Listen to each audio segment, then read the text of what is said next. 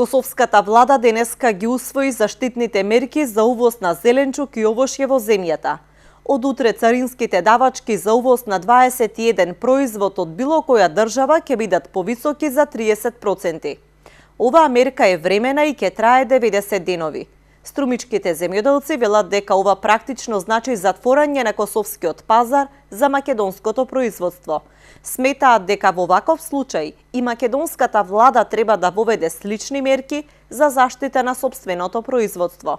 Меѓутоа, од друга страна, гледајќи го од друг аспект поставувањето на прашањето и тоа што треба да се случи, мислам дека имам некој правилен пристап владата на Косово, бидејќи сака да си го заштитат своето производство.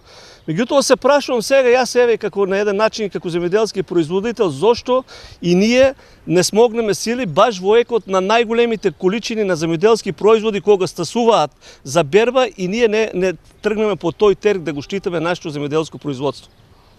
Инаку, според сите сознанија, и Косово е членка на Светска трговска организација. Исто и ние сме членка на Светска трговска организација. Па сега тие ако можат да си го штитат своето производство и мислам дека на еден начин имат право, зошто и ние да не тргнуваме веќе конечно по тој пат и ги реализираме сите оние потреби, морам да кажем, на нашиот земјоделски производител пред се за заштита на нивното производство по која цена ќе бидат пласирани на пазарите.